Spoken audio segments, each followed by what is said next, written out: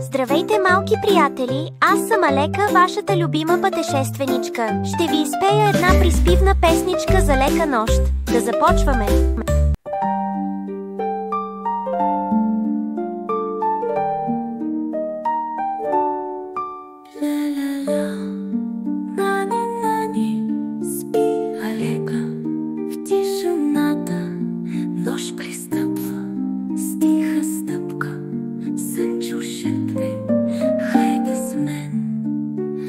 Приказният свят вълшебен,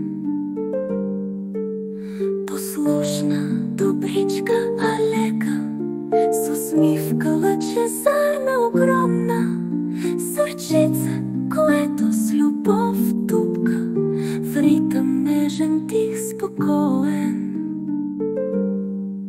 Цял ден игра с дечица мили, тича, скача по поля зелени.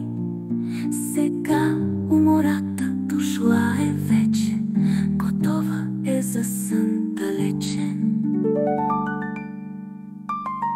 Слънчо пристига с усмивка чаровна, завива с одеялце меко огромно. Приказка шепне без думи и глас, Алека заспива в този късен час. Очички бързо се затварят, в сънищата влизат леко, кротко. Диша тихо, спи дълбоко, мечтае в свят красив, далечен. Сънува фея с криле от злато, с вуал блестящ на светлината, дарява сън с вълшебна пудра и грее с мъдрост тиха, чудна. Зайчетата скачат сред листата, в гората зелена, красива. Смях звучи, зайче играе с лапички пъргави, приятелски, верни и пухкави. Мама и тати в съня се явяват, с нежни очи я мило утешават. Топлина я обгръща сияйна, в съня любовта е знака. Пътува и светове незнайни, лети с криле от звезди сияйни.